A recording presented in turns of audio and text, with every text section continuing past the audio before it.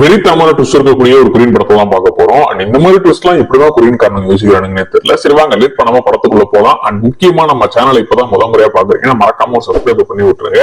இவரோட பேரு தான் டிடெக்டிவ் சியாங். சோ அதனால நம்ம இவரை டிடெக்டிவ்னே கூப்பிடலாம். டிடெக்டிவ் அவரோட ஃப்ரெண்டும் ஒரு வீட்டுக்கு போறாங்க. காலிங் பெல் அடிக்கிறாங்க. ஒரு லேடி கதவை ஓபன் பண்றாங்க. அவங்களோட பேரு ஹா. நம்ம டிடெக்டிவும் அவரோட ஃப்ரெண்டும் ஹாவுடைய வீட்டுக்குள்ள போறாங்க. அங்க நிறைய கேஸ் ஃபைல் எல்லாம் இருக்கு. அது எல்லாத்தையும் பார்க்க ஆரம்பிக்கிறாங்க. ஆக்சுவலா இங்க என்ன நடக்குதுன்னா, இந்த லேடி ஹா இருக்காங்கல்ல, அவங்களோட பொண்ணு 15 வருஷத்துக்கு முன்னாடி காணாம போயிட்டாங்க. யாரோ ஒருத்தன் கடத்திட்டான். அந்த கேஸ் நம்ம டிடெக்டிவ்க்கு வந்திருக்கோம். அவரும் கண்டுபிடிக்க ட்ரை பண்ணாரு. நிறைய விஷயங்கள் நடந்தது. ஆனா அது சொதப்பி ஹாவுடைய பொண்ண அந்த கில்லர் கொன்னுட்டு அவனும் தப்பிச்சு போயிட்டான். எங்க இருக்கான்னு கண்டுபிடிக்கவே முடியல. அதுக்கப்புறம் நம்ம டிடெக்டிவ் நிறைய வேலைகள் எல்லாம் பண்ணிட்டு ரொம்ப வருஷங்கள் கழிச்சு இப்ப ஹாவை பார்க்க வந்திருக்காரு. இத்தனை வருஷங்கள்ல ஹா இருக்காங்கல்ல, அவங்க பொண்ணோட கொலைய பத்தியும் அந்த குற்றவாளிய பத்தியும் நிறைய எவிடன்ஸ கலெக்ட் பண்ணி வச்சிருக்காங்க. அதுதான் நம்ம டிடெக்டிவும் அவரோட ஃப்ரெண்டும் பாத்துக்கிட்டு இருக்காங்க. அப்படி ஒரு டேப் கிடைக்குது. அந்த டேப்பை டிடெக்டிவோட ஃப்ரெண்டு டேப் ரெக்கார்டர்ல போட்டு பாக்குறாரு. அதுல அந்த குட்டி பொண்ணு அலற மாதிரிலாம் சவுண்ட் கேக்குது. உடனே அதை எடுத்துறாரு. அப்புறம் ஹாவா அங்க வராங்க. டிடெக்டிவ் கிட்ட ஏதாவது இம்ப்ரூவ்மெண்ட் கிடைச்சதா, அந்த குற்றவாளியை கண்டுபிடிச்சிங்களா இல்லையா அப்படின்னு கேட்கும்போது, அது வந்து ஹா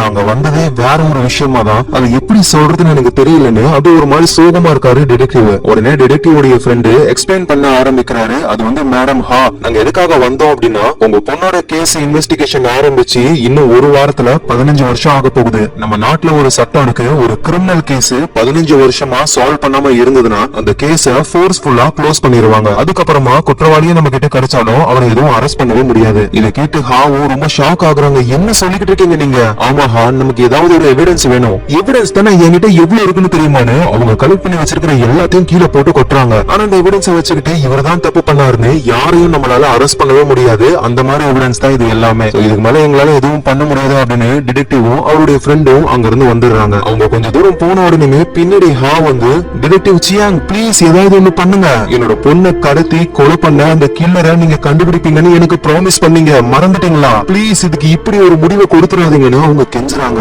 இதை கேட்டு நம்ம டிடெக்டிவ் ரொம்ப கஷ்டப்படுறாரு. அவருக்கும் அந்த குற்றவாளியை கண்டுபிடிக்கணும்னு ஆசைதான். ஆனா எந்த ஒரு எவிடன்ஸும் இல்லாததுனால அவரால் ஒண்ணும் பண்ண முடியல. அதனால அப்படியே சோகமா ஒரு ஹைவேக்கு போறாரு டிடெக்டிவ். ஏன்னா அந்த இடத்துலதான் ஹாவுடைய பொண்ணு இறந்து போனாங்க. இங்க ஏதோ ஒரு சம்பவம் நடந்திருக்கு. அந்த சம்பவங்களும் நம்ம டிடெக்டிவ்க்கு விஷுவல் மாதிரி வந்துட்டு போகுது. அந்த இடத்துல அவர் நல்லா ஒத்து பார்க்கும்போதுதான் ஒரு ஃபிளவர் ஒண்ணு இருக்கு. டிடெக்டிவ்க்கு புரியல, இது ஹைவே. கண்டிப்பா காரை நிப்பாட்டி யாரோ ஒருத்தவங்க வேணும்னே தான் வச்சுட்டு போயிருக்காங்க. இது ஹாவுடைய பொண்ணு இறந்து போன இடம். ஒருவேளை ஹா தான் வச்சிருப்பாங்களோன்னு உடனே கால் பண்ணி ஹா கிட்ட கேக்குறாரு. ஆனா அவங்க என்ன சொல்றாங்கன்னா, அந்த இடத்துக்கு நான் வந்தாலே என்னோட பொண்ணு ஞாபகம் ரொம்ப அதிகமா வருது. அதனால நான் அந்த இடத்துக்கு போகவே இல்ல, போய் பல வருஷங்கள் ஆகுதுன்னு சொல்றாங்க. அந்த சின்ன பொண்ணு இறந்து போன அந்த இடத்தை பத்தி நம்ம டிடெக்டிவ்க்கு தெரியும், அந்த பொண்ணோட அம்மா ஹாக்கு தெரியும், அப்புறம் இந்த கொலைய பண்ண அந்த கில்லருக்கு தெரியும். நம்ம டிடெக்டிவ் வைக்க வாய்ப்பு இல்ல, ஹாவும் வைக்கலன்னு சொல்லிட்டாங்க. அப்படின்னா அந்த கில்லர் தான் அதை வச்சிருக்கணும் அப்படின்னு டிடெக்டிவ் புரிஞ்சுக்கிறாரு. அந்த ஃபிளவர் ஃப்ரெஷ்ஷாவும் இல்ல, லைட்டா வாடி போயிருக்கு. அப்படின்னா எப்படியும் ஒரு 10-15 மணி நேரத்துக்கு முன்னாடி அந்த கில்லர் இந்த ஃபிளவர் எங்க வச்சிருக்கணும். அப்படின்னா நடுராத்திரி. என்ன பண்ணலாம்னு யோசிச்சுக்கிட்டே டிடெக்டிவ் பார்க்கும்போதுதான் அந்த இடத்துலயே ஒரு சிசிடிவி கேமரா இருக்கு. அப்படின்னா கண்டிப்பா கில்லர் இந்த கேமரால மாட்டிருக்க வாய்ப்பு இருக்குன்னு உடனே டிபார்ட்மெண்ட்டுக்கு போயிட்டு சிசிடிவி ஃபுட்டேஜ் எல்லாம் ஒரு செக் பண்ண ஆரம்பிக்கிறாரு. இவர் நினைச்ச மாதிரியே நடுராத்திரி 1:15 மணிக்கு அந்த கில்லர் காட்டு வழியா ஹைவேக்குள்ள வந்து அந்த பொண்ணு இறந்து போன இடத்துல ஃபிளவரை வச்சுட்டு திரும்ப அந்த காட்டு வழியாவே போறாரு. போறதுக்கு முன்னாடி அந்த கேமராவையும் பாத்துட்டு போறாரு. ஆனா அந்த கில்லரோட முகம் தெளிவா தெரியல. அந்த இடத்துல கேமரா இருக்குன்னு தெரிஞ்சும் கில்லர் வேணும்னே வந்து ஃபிளவரை வச்சுட்டு போயிருக்கான். முடிஞ்சா என்ன கண்டுபிடிச்சு பாருங்க அப்படின்னு சவால் விடுறான்னு டிடெக்டிவும் இத பர்சனலா எடுத்துக்கிட்டு அந்த கில்லரை கண்டுபிடிச்சே ஆகணும்னு களத்துல இறங்குறாரு. ஃபர்ஸ்ட் அந்த கில்லர் ஹைவே ரோட்ல காட்டு வழியா தான் வராரு. அப்படின்னா காட்டுக்குள்ளதான் ஏதோ ஒரு ஸ்பாட்ல அவனோட காரை நிப்பாட்டி இருக்கணும் அப்படின்னு புரிஞ்சுக்கிட்டு நம்ம டிடெக்டிவும் அவரோட ஃப்ரெண்டும் நைட் டைம்ல தேட ஆரம்பிக்கிறாங்க. ஒரு வழியா ஒரு காரோட டயர் தடத்தை கண்டுபிடிக்கிறாங்க. இது ஒரு நல்ல எவிடன்ஸ்னு அதை நோட் பண்ணிக்கிட்டு நம்ம டிடெக்டிவும் அந்த கில்லர் எப்படி போயிருப்பா அப்படின்னு கெஸ் பண்ணவும் ஆரம்பிக்கிறாரு. காரை இந்த இடத்துல நிப்பாட்டி இருக்கான். அப்படியே நடந்து வந்து ஹைவேல ஃபிளவரை வச்சுட்டு திரும்பவும் கார் கிட்டே போயிட்டு இந்த வழியா திரும்பி போயிருக்க வாய்ப்பு இருக்கு. ஏன்னா அந்த பக்கம் தான் சிசிடிவி கேமரான்னு எதுவுமே கிடையாது, அது ஒரு பிளைண்ட் ஸ்பாட். உடனே டிடெக்டிவோட ஃப்ரெண்டும் அதான் பிளைண்ட் ஸ்பாட்னு சொல்றீங்க, சிசிடிவி கேமராவும் இல்ல, எப்படி அவனை கண்டுபிடிக்கிறது? கரெக்டா அந்த கில்லர் 1:15க்கு ஃபிளவரை வச்சுட்டு அப்படியே இங்க இருந்து நடந்து போய் கார் எடுத்துக்கிட்டு அந்த பிளைண்ட் ஸ்பாட்டுக்கு போற டைம் எப்படி பார்த்தாலும் ஒரு 1:45ல இருந்து 1:55க்குள்ளதான் இருக்கும். இந்த டைம்ல அந்த பிளைண்ட் ஸ்பாட் ரோடு வழியா என்னென்ன கார் எல்லாம் போச்சு, அதுவும் முக்கியமா கார்லயே கேமரா வச்சிருப்பாங்களா, டேஷ் கேமரா, அந்த மாதிரி கார்ஸ் எல்லாம் என்னென்னு கண்டுபிடிச்சா கண்டிப்பா அந்த கில்லர் இந்த டேஷ் கேமரா இருக்கிற காருக்கு ஆப்போசிட்ல போயிருக்கணும். அப்படின்னா அந்த கேமரால மாட்டிருப்பான், நம்பர் பிளேட்டும் நமக்கு கிடைச்சிடும். இப்படின்னு ஒரு பக்காவான பிரில்லியண்டான ஐடியாவை போடுறாரு. சோ அதே மாதிரி தேட ஆரம்பிக்கிறாங்க. எந்தெந்த கார் எல்லாம் போச்சு, முக்கியமா டேஷ் கேமரா இருக்கிறதுன்னு தேடும் பொழுது ஒரு கார் மாட்டுது. சோ அந்த காரோடைய டேஷ் கேமராவை செக் பண்ணி பாக்குறாங்க. அந்த ஃபுட்டேஜ் அப்படியே பாத்துக்கிட்டு இருக்கும்போது கரெக்டா 1:53க்கு ஒரு பிளாக் கலர் கார் ஒன்னு கிராஸ் ஆகி போகுது. அதோட அந்த காருக்கு லைசென்ஸ் பிளேட் நம்பரே கிடையாது. கண்டிப்பா அது அந்த கில்லருடைய கார் தான் அப்படின்னு புரிஞ்சுக்கிறாங்க. புரிஞ்சுக்கிட்டு என்ன பிரயோஜனம், அதான் நம்பரே கிடையாது, இனிமே ட்ராக் பண்ணவே முடியாது. ஏன்னா இதுக்கப்புறம் அந்த கில்லர் எந்த வழியா வேணாலும் போயிருக்கலாம். டிடெக்டிவும் என்ன பண்ணலாம்னு யோசிக்கிறாரு. அகைன் அந்த டேஷ் கேம் வீடியோவை போட்டு பார்க்கும் பொழுது லைசென்ஸ் பிளேட் நம்பர் தான் இல்ல, ஆனா அந்த காரோடைய விண்ட்ஷீல்ட்ல ஏதோ ஒரு ஸ்டிக்கர் ஒட்டி இருக்காங்க. சோ அந்த ஸ்டிக்கரை வச்சு நம்ம ட்ராக் பண்ணலாம்னு தேடுறாரு. ஆனா எத்தனை கார் அவரால் தேட முடியும் அந்த மாதிரி. ஆனா அப்பயும் ஒரு நாள் நம்ம டிடெக்டிவ் கண்ணு முன்னாடி அவரு பார்த்தா அதே மாதிரி ஒரு பிளாக் கலர் கார் ஒண்ணு இருக்கு. ஆனா இப்ப அந்த கார்ல லைசென்ஸ் பிளேட் நம்பர் இருக்கு. ஆல்ரெடி உங்க டயர் தடத்தெல்லாம் ட்ரேஸ் பண்ணி வச்சிருப்பாங்கல்ல, அதோட வச்சு மேட்ச் பண்ணி பார்க்கும்போது டயரும் மேட்ச் ஆகுது. அதோட விண்ட்ஷீல்ட்ல அதே மாதிரி ஸ்டிக்கரும் இருக்கு. சோ கண்டிப்பா இதுதான் கில்லரோட கார்னு அவரு புரிஞ்சுக்கிறாரு. சோ கார் இங்க இருக்குன்னா கண்டிப்பா அவனும் இங்க பக்கத்துல தான் இருக்கணும்னு தேடி பார்க்கும்போது கொடைய வச்சுக்கிட்டு ஒரு பர்சன் தூரத்துல நிக்கிறாரு. அவரு நம்ம டிடெக்டிவ் பார்த்துட்டு அப்படியே அங்க இருந்து போக ஆரம்பிக்கிறாரு. அவன் தான் கில்லர்னு பின்னாடியே நம்ம டிடெக்டிவ் ஃபாலோ பண்ணி போறாரு. அந்த நேரத்துல மழை வர பெஞ்சுக்கிட்டு இருக்கா. சோ மக்கள் எல்லாருமே கொடைய பிடிச்சிட்டு போறாங்க.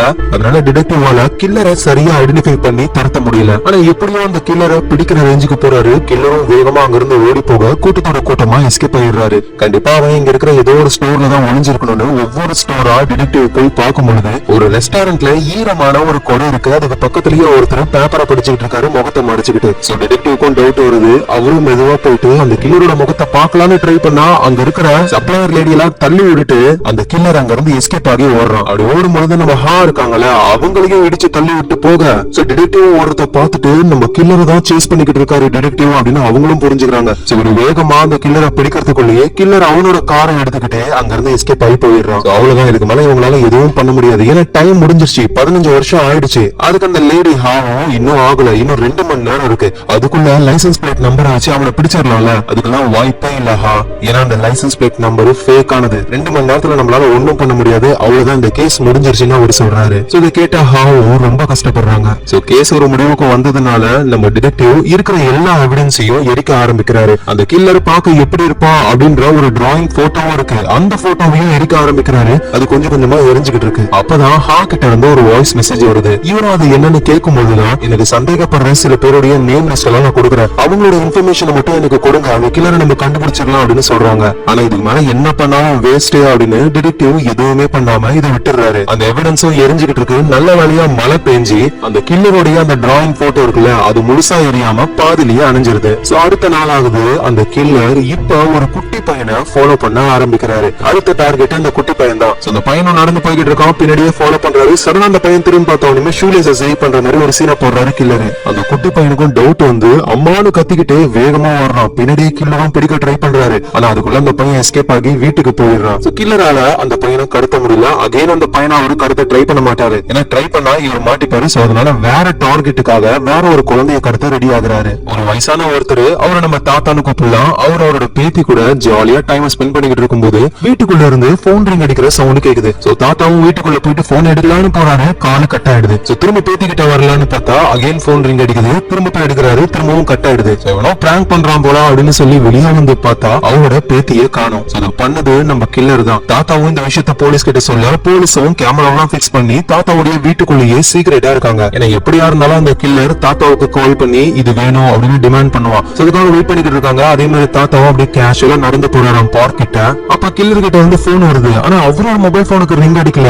அந்த இடத்துல ஒரு போன் இருக்கு, அதுல ரிங் அடிக்குது. தாத்தாவும் எடுத்து பேசுறாரு. அதுல அவரோட பேத்தி அலறாங்க. உடனே தாத்தாவும் சைகை காட்டுறாரு போலீஸ்க்கு. அது சிசிடிவி கேமராவோடய போலீஸும் பார்த்து எனக்கு தெரிஞ்ச அந்த கில்லர் தாத்தாவுக்கு பக்கத்துல இருந்துதான் கால் பண்ணணும். இப்ப நம்ம போனோம் அப்படின்னா போலீஸ்க்கு இந்த விஷயம் தெரியும் அப்படின்னு கில்லருக்கு தெரிஞ்சிடும். குழந்தைய கண்டுபிடிக்கிறது ரொம்ப கஷ்டமா இருக்கும். அதனால நம்ம ரியாக்ட் பண்ணாம இங்கேயே இருக்கலாம்னு முடிவு எடுக்கிறாங்க. சோ தாத்தாவும் அவரோட பேத்தி அலற சவுண்ட போன்ல கேட்டுக்கிட்டு இருக்காரு. அதுக்கப்புறமா கில்லரும் பேசுறாரு. உன்னோட பேத்தி என் கிட்ட தான் இருக்கா அப்படின்னு சொல்ல தாத்தாவும் ஷாக் ஆகுறாரு. இந்த நேரத்துல வீட்டுல இருக்கிற தாத்தாவுடைய பொண்ணு, அவங்களுக்கு கில்லர் கிட்ட இருந்து கால் வருது. அது எல்லாத்தையுமே பக்கத்துல இருந்து போலீஸ் ட்ரேஸ் பண்ண ஆரம்பிக்கிறாங்க. ப்ளீஸ் என்னோட பொண்ணு விட்டுடு அப்படின்னு சொல்லி அவங்க கெஞ்சுறாங்க. ஆனா கில்லரு எனக்கு தேவையானது கிடைச்சதுக்கு அப்புறம் உன் பொண்ணை நானே விட்டுருவேன். ஆனா அதுக்கு முன்னாடி போலீஸ் கிட்ட ஏதாவது ஒரு வார்த்தை சொன்ன அவ்வளவுதான், இவளை இங்கேயே போட்டு தள்ளிடுவேன். இல்ல நான் போலீஸ் கிட்ட எல்லாம் போக மாட்டேன்னு தாத்தாவுடைய பொண்ணு சொல்றாங்க. ஆனா உண்மையிலேயே அவங்களை சுத்தி நிறைய போலீஸ் இருக்காங்க. கில்லர் எங்க இருந்து பேசுறாருன்னு லொகேஷனை ட்ராக் பண்ணிக்கிட்டு இருக்காங்க. சரி ஓகே, எனக்கு எனக்கு ஒரு $50,000 வேணும், அதை கொடுத்துட்டீங்கன்னா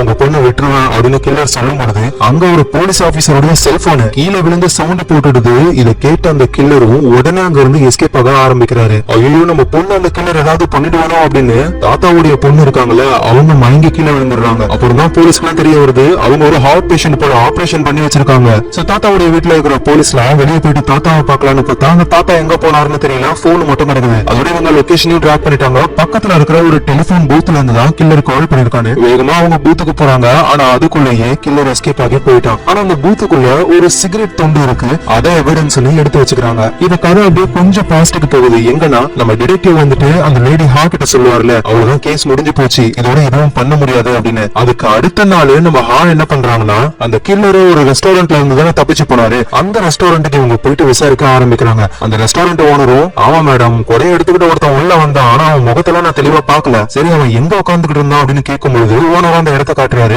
அங்க ஒரு கொடை இருக்கு. உடனே ஹா போயிட்டு அந்த கொடையை செக் பண்ணி பாக்குறாங்க. அதுல ஒரு பேங்கோட நேம் போட்டிருக்கு. உடனே அந்த பேங்குக்கு போயிட்டு இந்த மாதிரி கொடையெல்லாம் நீங்க யாருக்கு கொடுப்பீங்க அப்படின்னு கேட்கும்போது மேடம் இந்த கொடையெல்லாம் நாங்க விஐபி கஸ்டமர்ஸ்க்கு மட்டும் தான் கொடுப்போமே, சரி அவங்களோட இன்ஃபர்மேஷன்லாம் எனக்கு கிடைக்குமா அப்படின்னு கேக்குறாங்க. ஐம் சாரி மேடம், கஸ்டமர்ஸ் உடைய பர்சனல் இன்ஃபர்மேஷனை கொடுக்கறது ரொம்ப ரொம்ப இல்லீகலான ஒண்ணு, எங்களால முடியாதுன்னு அந்த எம்ப்ளாயி சொல்றாங்க. ஆனா காசு கொடுத்தா இந்த உலகத்துல கிடைக்காத ஒரு விஷயம் ஏதாவது இருக்கா என்ன? அதனால ஹாவோ அந்த எம்ப்ளாயிய தனியா மீட் பண்ணி லஞ்சத்தை கொடுத்து அதுக்கு பதிலா அந்த கொடையை யார் யாருக்கெல்லாம் அந்த பேங்க் கொடுத்ததோ அவங்களுடைய இன்ஃபர்மேஷனை வாங்குறாங்க. சோ இப்போ நம்ம ஹா கிட்ட சில பேருடைய இன்ஃபர்மேஷன்லாம் இருக்கு. அந்த இன்ஃபர்மேஷனை பத்தி டிடெக்டிவ் கிட்ட சொல்லணும்னு கால் பண்றாங்க, அவரு எடுக்கல. அதுக்கப்புறமா இவங்க வாய்ஸ் மெசேஜ் அனுப்புறாங்க. நம்ம டிடெக்டிவும் அவ்வளவுதான் கேஸ் முடிஞ்சிருச்சுன்னு எல்லா எவிடன்ஸையும் எரிச்சுக்கிட்டு இருப்பார்ல, அப்பதான் அந்த வாய்ஸ் மெசேஜ அவரு பிளே பண்ணி கேட்பாரு. என்கிட்ட சில பேருடைய இன்ஃபர்மேஷன்லாம் இருக்கு, அவங்களை கொஞ்சம் விசாரிக்க முடியுமா அப்படின்ற மாதிரி கேட்டிருப்பாங்க.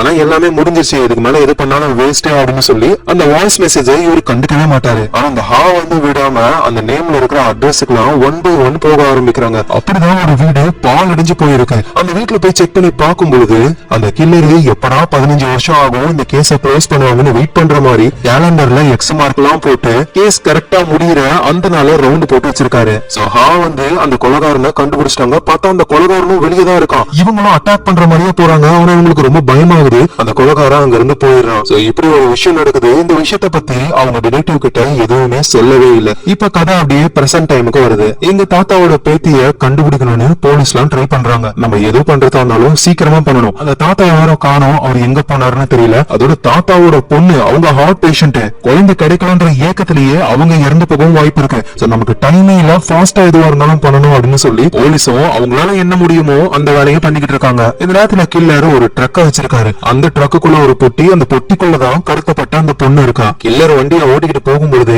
பக்கத்திலேயே போலீஸ் கார்லாம் வருது. ஆனா கில்லர் அப்படியே அழகா ஓட்டிக்கிட்டே இருக்காரு. சடனா அந்த பொட்டிக்குள்ள இருந்து அந்த பொண்ணு கத்துற சவுண்ட் கேக்குது. இந்த சவுண்ட் போலீஸ் காதுல கேட்ட போதும் அப்படின்னு உடனே அந்த கில்லர் வண்டிய ஆள் நடமாட்டம் இல்லாத இடத்துக்கு ஓடிட்டு போயிட்டு பொட்டியை திறக்கிறாரு. அந்த பொண்ணு தப்பிக்க ட்ரை பண்றா. ஆனா அந்த பொண்ணு அப்படியே பிடிச்சி வாயில டேப் போட்டு ஒழுங்கு மரியாதையா இதுலயே கடனு உள்ள தட்ட விட்டு அகைன் பொட்டியை க்ளோஸ் பண்ணிட்டு இந்த தடவை ஆள் நடமாட்டம் இல்லாத வழியாவே போக ட்ரை பண்றாரு. சோ இங்க தாத்தாவுடைய வீட்டுல போலீஸ் தாத்தாவுடைய பொண்ணு எல்லாம் வெயிட் பண்ணிக்கிட்டு இருக்காங்க. கில்லர் கால் பண்ணுவாரு அப்படின்னு சொல்லி அதுக்கு ஏத்த மாதிரியே கில்லரும் கால் பண்றாரு. இவங்களும் பயந்து அட்டன் பண்றாங்க. என்ன பணத்தை ரெடி பண்ணிட்டியா? இங்க பாரு உனக்கு எவ்வளவு பணம் வேணாலும் நான் தரேன். ஃபர்ஸ்ட் என்னோட பொண்ணு உயிரோட இருக்காளா, அவன் நல்லா இருக்காளான்னு தெரிஞ்சுக்கணும். அவகிட்ட போன கூட போன் எல்லாம் கொடுக்க முடியாது. உங்க வீட்டு வழியா இப்போ ஒரு குப்பை வண்டி வரும், அந்த வண்டியில போய் தேடி பாருங்க, உன் பொண்ணு எப்படி இருக்கான்னு தெரியும் அப்படின்னு அந்த கில்லர் சொல்லிட்டு காலை கட் பண்ண இங்க இந்த அம்மா பயந்து போறாங்க. ஐயோ என் பொண்ணு என்ன பண்ணாருன்னு தெரியலன்னு வேகமா ரோட்டுக்கு வராங்க. அங்க ஒரு குப்பை வண்டி வருது. அந்த குப்பை வண்டியை நிப்பாட்டி அந்த குப்பையில இறங்கி தேட ஆரம்பிக்கிறாங்க. பார்த்தா இவங்களுக்கு ஒரு போட்டோ கிடைக்குது. அந்த கில்லர் இந்த அம்மாவோட குழந்தைய ஏதோ ஒரு வீட்டுல நிப்பாட்டி போட்டோ எடுத்திருக்கான். சோ அந்த போட்டோவை பார்த்துட்டு தான் இவங்களுக்கு நிம்மதியே. சோ போலீஸும் அந்த போட்டோகிராஃப்ல பேக் டிராப்ல என்ன இருக்கு அதை வச்சு அந்த கில்லர் எங்க இருக்கான்னு கண்டுபிடிக்க முடியுமான்னு செக் பண்ணும்போதுதான் இதே மாதிரி கேஸ் 15 வருஷத்துக்கு முன்னாடி நடந்திருக்கு அப்படின்ற விஷயத்த போலீஸ் புரிஞ்சுக்கிறாங்க. அதனால நம்ம டிடெக்டிவ் கிட்ட வராங்க, நடந்த விஷயத்த சொல்ல ஆரம்பிக்கிறாங்க. இதை கேட்ட உடனே டிடெக்டிவ் ஷாக் ஆகுறாரு. ஏன்னா அந்த லேடி ஹா இருக்காங்கல்ல அவங்களுக்கும் அதே மாதிரிதான் போன் கால் வரும். குப்பை வண்டியில அவங்க பொண்ணோட போட்டோ இருக்கும். சேம் டெக்னிக்கை ஃபாலோ பண்ணிருக்கான் இந்த கில்லர். அப்படின்னா ஹாவோட பொண்ணை யாரு கடத்துனாங்களோ அதே கில்லர் தான் இப்ப இந்த பொண்ணை கடத்திருக்கான் அப்படின்னு புரிஞ்சுக்கிட்டு நல்ல வேலையா மழை வந்து எவிடன்ஸ் முழுசா எரிஞ்சு போகாம இருந்தது. அந்த எவிடன்ஸ்ல ஏதாவது கிடைக்குமான்னு தேடிக்கிட்டு இருக்காங்க. நம்ம டிடெக்டிவ் கூட இருக்கிற அந்த போலீஸும் பணத்தை வாங்கிக்கிட்டு அவன் அந்த குழந்தைய விட்டுருவானா, அதெல்லாம் வாய்ப்பே இல்லை. நாங்களும் அப்படிதான் நினைச்சோமே. ஆனா ஹாவுடைய குழந்தைய அவன் கொன்னுட்டான். உடனே அந்த போலீஸும் பணத்தை வேற கேட்டிருக்கான். எங்க வர சொல்லுவான்னு தெரியலையே அப்படின்னு அவர் சொல்லும் பொழுது டிடெக்டிவ் சொல்றாரு 15 வருஷத்துக்கு முன்னாடி இதே மாதிரிதான் $50,000 கொண்டு வர சொன்னான். மதியம் டைம்ல ஒரு ரயில்வே ஸ்டேஷன்ல ஹாவும் அவங்க பொண்ணை காப்பாத்தணும்னு ஒரு பேக்ல பணத்தை கொண்டு போய் வச்சுட்டு அங்க இருந்து போயிட்டாங்க. ஆனா மாறு வேஷத்துல நாங்க சுத்தி அங்கதான் நின்னுகிட்டு இருந்தோமே. அப்போ ஒரு ட்ரெயின் வந்தது. அதுல இருந்து அந்த கில்லர் தான் வருவான்னு நினைச்சோம். ஆனா நிறைய பேர் மிலிட்டரி ஆபீசர்ஸ் வந்தாங்க. அவங்க கையில எல்லாம் பேக் இருந்தது. மொத்தமா வந்ததுனால எங்களால யாரையும் சரியா பார்க்க முடியல. அந்த கில்லரும் அந்த மிலிட்டரி ஆளுங்க மாதிரியே கூட வந்து பணம் இருக்கிற பேக் எடுத்துட்டு ஃபேக்கான பேக்கை வச்சுட்டு போயிட்டான். சோ அப்படின்னு டிடெக்டிவ் சொல்றாரு. அந்த போலீஸும் சார் ஆல்ரெடி இந்த விஷயத்த பண்ணிட்டேன் அப்படின்னா இதுக்காக திரும்ப பண்ணணும். இன்னும் அவங்களுக்கு புரியல. என்ன உங்களால பிடிக்கவே முடியாது, முடிஞ்சா புடிச்சு பாருங்கன்னு நமக்கு சவால் விடுறான் அந்த கில்லரு. சோ அப்படின்னு டிடெக்டிவ் சொல்ற விஷயம் எல்லாத்தையுமே இங்க இருக்கிற போலீஸ் தாத்தாவுடைய வீட்டுல ஒரு பெரிய போலீஸ் இருக்காரு அவர்கிட்ட அப்படியே சொல்ல கரெக்டா அப்பதான் காணாம போன பொண்ணுடைய அம்மாவுக்கு அந்த கில்லர் கிட்ட இருந்து கால் வருது. இன்னைக்கு மதியம் ஒரு $50,000 பணத்தை ஒரு பேக்ல போட்டு ரயில்வே ஸ்டேஷனுக்கு கொண்டு வந்து வச்சுட்டு போயிடு அப்படின்னு சொல்லிட்டு காலை கட் பண்ணிடுறாரு. இந்த டிடெக்டிவ் சொன்னது அப்படியே அந்த கில்லர் சொல்றாங்கன்னு இந்த பெரிய போலீஸ் ஷாக்ல இருக்காரு. சோ அந்த கில்லருடைய பிளான் என்னன்னு இப்ப போலீஸ் எல்லாருக்குமே தெரியும். நம்ம டிடெக்டிவும் அவருடைய ஃப்ரெண்டும் அந்த அம்மா வந்து பணத்தை ரயில்வே ஸ்டேஷன்ல கொண்டு வந்து வைக்கிறாங்களா அந்த ஸ்டேஷனுக்கு முன்னாடி ஸ்டாப்ல இருக்கிற அந்த ட்ரெயின்ல ஏறிடுறாங்க. ஏன்னா அந்த ட்ரெயின்ல தான் கண்டிப்பா அந்த கில்லர் இருக்கணும் அப்படின்னு சொல்லி தேட ஆரம்பிக்கிறாங்க. பார்த்தா இந்த தடவையும் ட்ரெயின்ல நிறைய மிலிட்டரி ஆளுங்க இருக்காங்க. சோ ஏதாவது ஒரு தப்பு பண்ணிட்டாங்க அப்படின்னா அந்த கில்லர் உஷாராகி அவ்வளவுதான் மொத்த பிளானும் சொதப்பிக்கும். சோ 15 வருஷத்துக்கு முன்னாடி அந்த கில்லர் மிலிட்டரி ஆளுங்க கூடவா வந்து பணத்தை எடுத்துக்கிட்டு எந்த வழியா போயிருப்பான்? கண்டிப்பா மெயின் டோரா இருக்க வாய்ப்பே கிடையாது. ட்ராக் வழியா தான் எஸ்கேப் ஆகி போயிருக்கணும்னு அந்த வழியா நம்ம டிடெக்டிவும் அவரோட ஃப்ரெண்டும் வெயிட் பண்றாங்க. அதே மாதிரி ஒரு மிலிட்டரி ஆளு கையில பணப்பை எடுத்துக்கிட்டு எஸ்கேப் ஆகி ஓடுறாரு. சோ பின்னாடியே திறத்துக்கிட்டே போறாங்க இவங்க. அந்த கில்லரும் ஒரு பெரிய கேட் கிட்ட வந்துட்டாரு. பணத்தை தூக்கி அந்த கேட்டுக்கு அந்த பக்கம் தூக்கி விசிறி அடிக்கிறாரு. ஆனா பணம் இப்ப முக்கியம் கிடையாது, அந்த கில்லர் தான் முக்கியம்னு அந்த கில்லரை டிடெக்டிவும் அவரோட ஃப்ரெண்டும் பிடிச்சிடுறாங்க. யாரா அந்த கில்லர்னு பார்த்தா இவங்களுக்கு ஷாக்கு. பார்த்தா அது தாத்தா. யோ மிலிட்டரி நீ என்னையா இங்க அப்படின்னு தாத்தாவை அரெஸ்ட் பண்ணி அவரை கஸ்டடியில எடுத்து விசாரிக்க ஆரம்பிக்கிறாங்க. சோ தாத்தாவும் என்ன நடந்ததுன்னு சொல்றாரு. அந்த கில்லர் கிட்ட வந்து எனக்கு ஒரு போன் கால் வந்தது. என்னோட பேத்தி அவங்கிட்ட தான் இருக்கா அப்படின்னு சொன்னாம போலீஸ்க்கு நான் சிக்னலும் கொடுத்தா. ஆனா போலீஸ் வரவே இல்ல. சோ அதனால அந்த கில்லர் என்ன ஒரு இடத்துக்கு வர சொன்னா நானும் அந்த இடத்துக்கு போனேன். காட்டுக்குள்ள ஒரு ஷெட் ஒண்ணு இருந்தது. அந்த ஷெட்டுக்குள்ள நான் போன உடனே டக்குன்னு யாரோ அந்த ஷெட்டை க்ளோஸ் பண்ணிட்டாங்க. நானும் அங்க இருந்து தப்பிக்க ட்ரை பண்ண என்னால முடியல. ரொம்ப நேரம் கழிச்சு அந்த ஷெட் ஓபன் ஆச்சு. நானும் என் காருக்கு வந்தேன். அங்க ஒரு லெட்டர் இருந்தது. என் பேத்தியை காப்பாத்தணும் அப்படின்னா ரயில்வே ஸ்டேஷன்ல இருக்கிற பணத்தை நான் கொண்டு வரணும்னு. சோ அதுக்காக தான் மிலிட்டரி ஆள் மாதிரி ட்ரெஸ்ஸா போட்டுக்கிட்டு ரயில்வே ஸ்டேஷன்ல வந்து பணத்தையும் ஆட்டையை போட்டு கேட்டுக்கு வெளியே தூக்கி போட்டேன். இப்படின்னு நடந்த உண்மை எல்லாத்தையும் சொல்றாரு. ஆனா போலீஸ் ஆபீசர்ஸ் யாரும் நம்புற மாதிரியே இல்ல. ஏன்னா எவிடன்ஸா ஒரு சிகரெட் அவங்க கலெக்ட் பண்ணிருப்பாங்க.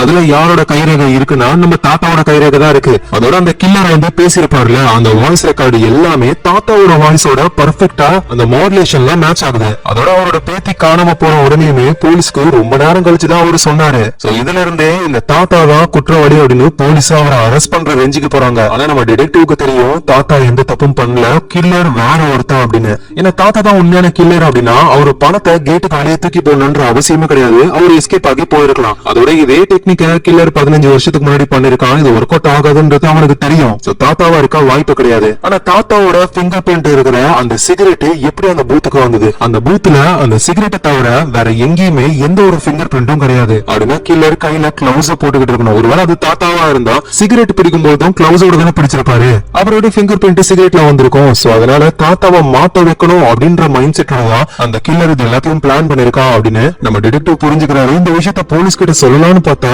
யாருமே கேட்கற மாதிரி இல்ல. ஏன்னா இருக்கிற எல்லா எவிடன்ஸும் தாத்தாவுக்கு ஆப்போசிட்டா தான் இருக்கு. அந்த குப்பை வண்டியில வந்து காணாம போன பொண்ணுடைய போட்டோ எடுப்பாங்கல்ல, அந்த போட்டோவுடைய பேக் டிராப் எங்கன்னா தாத்தாவுடைய பழைய வீடு ஒண்ணு. சோ அங்க வச்சுதான் அந்த போட்டோ எடுத்திருக்கணும். தாத்தா தான் அதை பண்ணிருப்பாரு அப்படின்னு சொல்றாங்க. அதோட காணாம போன பொண்ணும் திரும்ப கிடைக்கவே இல்ல. கேஸ் ரொம்ப ஸ்ட்ராங் ஆயிடுச்சு. தாத்தாவை அரெஸ்ட் பண்ண ஆரம்பிக்கிறாங்க. ஆனா நம்ம டிடெக்டிவ் விடாம இப்ப அந்த கில்லர் பேசின ஆடியோவையும் 15 வருஷத்துக்கு முன்னாடி அதே கில்லர் பேசின ஆடியோவையும் ரெண்டுத்துல என்ன சிமிலரா இருக்கு என்ன வேற மாதிரி இருக்குன்னு ஒரு ஆடியோ ஸ்பெஷலிஸ்ட் கிட்ட போய் கொடுக்கறாரு. அவரு செக் பண்ணி பார்த்துட்டு சார் இது ரெண்டுமே ஒரே ஆடியோ தான். என்ன 15 வருஷத்துக்கு முன்னாடி இருந்த ஆடியோ நம்ம டேட்டா பேஸ்ல இருக்கிறது கிளியரா இருக்கு. இப்ப பேசின அந்த கில்லரோட ஆடியோ கொஞ்சம் இறைச்சலா இருக்கு. அவ்வளவுதான். ஏன் இந்த மாதிரி இறைச்சல் வந்திருக்கும்? மேபி அந்த கில்லர் வந்து அந்த பழைய ஆடியோவையே திரும்ப டேப்ல வச்சு யூஸ் பண்ணிருக்கலாம். எதை வச்சு சொல்றேன்னா பேசுற சவுண்ட் எல்லாமே ஆடியோ ரொம்ப குவாலிட்டி கம்மியா இருக்கு. பின்னாடி வண்டி போற சவுண்ட் எல்லாம் கிளியரா இருக்கு. அப்படின்னா 15 வருஷத்துக்கு முன்னாடி இருந்த ஆடியோவையே இப்ப புதுசா அந்த கில்லர் யூஸ் பண்ணிருக்கான். சோ இப்பதான் டிடெக்டிவ்க்கும் தோணுது 15 வருஷத்துக்கு முன்னாடி அவங்க ரெக்கார்ட் பண்ண ஆடியோ எல்லாமே போலீஸ் கிட்ட தான் இருக்கு. அந்த கில்லருக்கு எப்படி அது போச்சுன்னு யோசிக்கும் போதுதான் இந்த ஆடியோவுடைய காப்பி நம்ம ஹா கிட்டயும் இருக்கு. ஸ்டார்டிங்ல கூட ப்ளே பண்ணுவாரு குழந்தை கதறமே. சோ அப்படின்னா அந்த கில்லருக்கும் ஹாவுக்கும் ஏதோ ஒரு சம்பந்தம் இருக்குன்னு வேகமா ஹாவுடைய வீட்டுக்கு போறாரு. பார்த்தா அந்த தாத்தாவுடைய பேத்தி ஹா கூட தான் இருக்காங்களே. இங்க என்னதான் நடக்குது? ஹா நீதான் உண்மையிலே கில்லரா அப்படின்னு இவரு கேட்கும் பொழுது ஹாவும் நடந்த எல்லா விஷயம் விஷயத்தையும் சொல்றாங்க. ஆக்சுவலா ஹா வந்து அந்த கொடை மூலியமா பேங்க்குக்கு போய் பேங்க்ல இருந்து சில நேம் எல்லாம் கண்டுபிடிச்சு அந்த நேம ட்ராக் பண்ணி போகும்பொழுது கில்லருடைய வீட்டை அவங்க கண்டுபிடிச்சிருவாங்க. அந்த வீட்டுல கில்லரு 15 வருஷம் எப்படா ஆகும்னு வெயிட் பண்ணிக்கிட்டு இருந்த மாதிரி நிறைய மார்க்கிங்ஸ் எல்லாம் இருக்கு. ஆக்சுவலா அது யாரோட வீடுனா தாத்தாவோட வீடுதான். அப்படின்னா இந்த தாத்தா தான் நம்ம பொண்ணை கடத்திருக்காங்க அப்படின்னு ஹாவும் புரிஞ்சுக்கிறாங்க. சடனா அந்த இடத்துக்கு அந்த தாத்தா வராரு. நல்லவேளை அவர் உள்ள வரல. ஹாவும் கொல்றதுக்குலாம் ரெடியா இருந்தாங்க. ஆனா அவங்களாலையும் முடியல. அப்புறம் அந்த தாத்தா அங்க இருந்து போறாரு. அவரோட பொண்ணு பேத்தி கூடன்னு சந்தோஷமா ஒரு டைம் ஸ்பெண்ட் பண்றாரா. இதை நம்ம ஹாவும் பாக்குறாங்க. நம்ம பொண்ணை இழந்துட்டு நம்ம இவ்வளவு கஷ்டப்படுறோம், ஆனா நம்ம பொண்ணை கடத்தி கொன்ன அந்த தாத்தா ரொம்ப சந்தோஷமா இருக்கானேன்னு நம்ம ஹா தான் பிளான் போடுறாங்க. கரெக்டான நேரமா பார்த்து அந்த தாத்தாவுடைய பேத்தியை கடத்தினது நம்ம ஹா தான். 15 வருஷத்துக்கு முன்னாடி அந்த தாத்தா என்னென்ன வேலை பண்ணாரோ அது எல்லாத்தையுமே இப்போ நம்ம ஹா பண்றாங்க. சோ தாத்தாவை ஒரு இடத்துக்கு வர வச்சு ஒரு ஷெட்யூல போட்டு அடிக்கிறாங்க. அந்த கேப்ல அந்த குழந்தைய கூட்டிட்டு போயிட்டு தாத்தா என்ன காப்பாத்துங்க அப்படின்ற மாதிரி ரெக்கார்டிங் பண்ண வச்சு அப்புறம் அந்த தாத்தாவுடைய பழைய வீட்டுக்கு போயிட்டு போட்டோவையும் எடுக்கிறாங்க. அப்புறம் பணத்தை எடுக்கணும்ல, அதை அந்த தாத்தாவே பண்ற மாதிரி லெட்டர் எல்லாம் எழுதி வச்சதும் ஹா தான். அவரு தாத்தாவோட பிங்கர் பிரிண்ட் இருக்கிற சிகரெட்னு பக்காவா எல்லாத்தையும் செட் பண்ணி வச்சு இப்ப தாத்தாவை மாட்டி விட்டு அவரு ஜெயிலுக்கு போயிட்டாரு. இப்படின்னு ஹா நடந்த எல்லா விஷயத்தையும் சொல்றாங்க. டிடெக்டிவ் கடுப்பாகிறாரு. அதுக்காக நீ இந்த குழந்தைய கடத்திடுவியா? இப்ப நீ அந்த குழந்தைய என்ன பண்ண போற? நீயும் கொல்ல போறியா? இங்க பாரு, நான் ஒன்னும் அந்த மாதிரி பண்ண மாட்டேன். அவன் ஜெயில தண்டனை அனுபவிக்கட்டும், 10-15 வருஷம் போகட்டும், அது வரைக்கும் அந்த குழந்தை என்கிட்ட தான் இருக்கும். லூசு மாதிரி பண்ணாதா, நீ பண்றதோட பெரிய தப்பு. ஒழுங்கா அந்த குழந்தைய கொடுத்துரு. குழந்தைய காணணும். இந்த பொண்ணோட அம்மா எவ்வளவு கஷ்டப்படுவாங்க, அவங்க கிட்ட கொண்டு போய் சேர்க்கலாம். ஆனா ஹா வேணான்னு சொல்றாங்க. பிளீஸ் டிடெக்டிவ், நான் சொல்றதை கேளுங்க. குழந்தை திரும்ப அவங்க வீட்டுக்கே போயிடுச்சுன்னா தாத்தா கடத்தலன்ற விஷயம் தெரிஞ்சிடும். அப்புறம் அவரை ரிலீஸ் பண்ணிடுவாங்க. என் பொண்ணை கொன்னதுக்காக அவன் தண்டனையை அனுபவிச்சே ஆகணும் அப்படின்னு இவங்க சொல்றாங்க.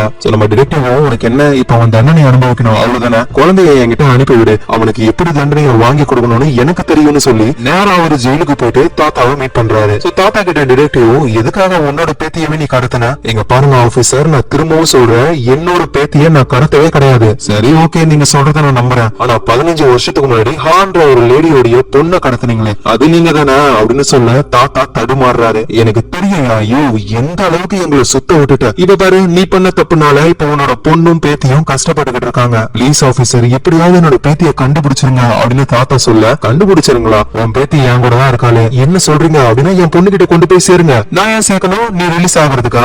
15 வருஷத்துக்கு முன்னாடி நீ பண்ண தப்புக்கு தண்டனையை நீ அனுபவிச்சே ஆகணும். நீ உண்மையை ஒத்துக்கோ, உன்னோட பேத்திய உன் பொண்ணு கிட்ட கொண்டு போய் சேர்த்துற, என்ன சொல்ற அப்படின்னு கேட்க தாத்தாவும் ஓகேன்னு சொல்றாரு. நம்ம டிடெக்டிவும் அந்த கான்வர்சேஷனை ரெக்கார்ட் பண்ண ஆரம்பிக்கிறாரு. ஆக்சுவலா தாத்தா எதுக்காக நம்ம ஹாவுடைய குழந்தைய கடத்தணும் அப்படின்னா, தாத்தாவுடைய பொண்ணு இருக்காங்கல்ல, அவங்களுக்கு ஹார்ட்ல ஒரு பெரிய ப்ராப்ளம், ஆபரேஷன் பண்ணணும், அதுக்கு $50,000 ஆகும். சோ அவ்வளவு பணத்தை ஏற்பாடு பண்ண முடியாதுன்றதுனால அவரு ஹாவுடைய குழந்தைய கடத்தி $50,000 வேணும்னு சொல்லி டிமாண்ட் பண்றாரு. இந்த மாதிரி மதியம் டைம்ல ரயில்வே ஸ்டேஷன்ல கொண்டு வந்து வச்சிருங்கன்னு சொல்றாங்க. நம்ம ஹாவும் போலீஸோட ஹெல்ப்பால ஃபேக் மணியை கொண்டு போய் வைக்கிறாங்க. அத தாத்தாவும் கஷ்டப்பட்டு எடுக்கிறாரு. பார்த்தா அது எல்லாமே ஃபேக் பணம். கடுப்பாகுறாரு. போன் பண்ணி ஹாவ மிரட்டுறாரு பயங்கரமா. உன் பொண்ணு உயிரோடு உனக்கு வேணும்னா ஒழுங்கு மரியாதையா உண்மையான பணத்தை எடுத்துக்கிட்டு நான் சொல்ற இடத்துக்கு போலீஸ்க்கு தகவல் கொடுக்காத அப்படின்னு சொல்லிடுறாரு. பயந்து போன ஹாவும் பணத்தை எடுத்துக்கிட்டு தாத்தா சொன்ன இடம், அந்த ஹைவே இருக்கும்ல, அந்த இடத்துல வந்து நிக்கிறாங்க. இந்த விஷயம் நம்ம டிடெக்டிவ்க்கும் தெரிய வந்து அவரும் வேகமா அந்த ஹைவேக்கு தான் வந்துகிட்டு இருக்காரு. சோ தாத்தாவும் ஹாக்கு கால் பண்ணி ஒரு பிளாஸ்டிக் பேக்னால உன் முகத்தை மூடிக்கோன்னு சொல்றாங்க.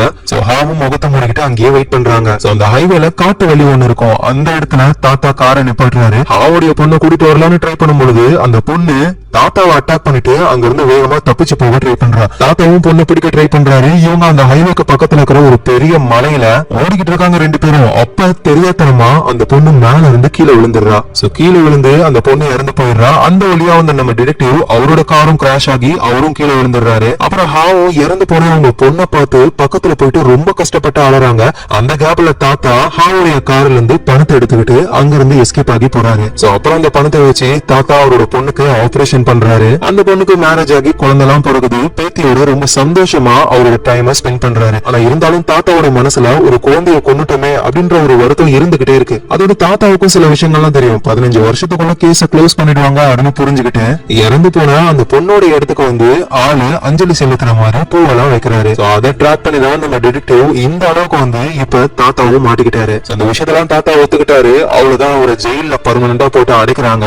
நம்ம டிடெக்டிவ் தாத்தாவோட பேத்திய அவருடைய அம்மா கிட்டயே கொண்டு போய் சேர்க்கிறாங்க. சோ பொண்ணு கிடைச்சதுல அவங்களுக்கு அவ்வளவு சந்தோஷம். இங்க நம்ம ஹாவும் ஒரு மரம் ஒண்ணு இருக்கு, அது கிட்ட போயிட்டு உன்னோட சாவுக்கு ஒரு வழியா நான் நீதியை வாங்கிட்டேன் அப்படின்னு சொல்லி அவங்க மனசும் கொஞ்சம் ஆறுதல் ஆகுது. இந்த இடத்துலயே மாண்டேஜ்ன்ற இந்த படம் முடியுது. இந்த படத்தை பொறுத்த வரைக்கும் வரைக்கும் நம்ம ஒரு தப்பு பண்றோம் அப்படின்னா அதுக்கான தண்டனை கண்டிப்பா நமக்கு வந்தே தீரும். ஆனா இந்த காலகட்டத்துல அப்படிலாம் யாருக்கும் வர மாதிரிலாம் தெரியல. தப்பு பண்றவன் ஜாலியாவே இருக்கான், சாகுற வரைக்கும் ஜாலியா இருக்கான். எந்த தப்பும் பண்ணாதவங்க தான் ஒவ்வொரு நாளும் ஏதாவது ஒரு வகையில கஷ்டப்பட்டுக்கிட்டே இருக்காங்க. சரி, எது என்னவோ இந்த படம் கண்டிப்பா உங்க எல்லாருக்கும் பிடிச்சிருக்கும். மறக்காம சப்ஸ்கிரைப் பண்ணிக்கோங்க. உங்க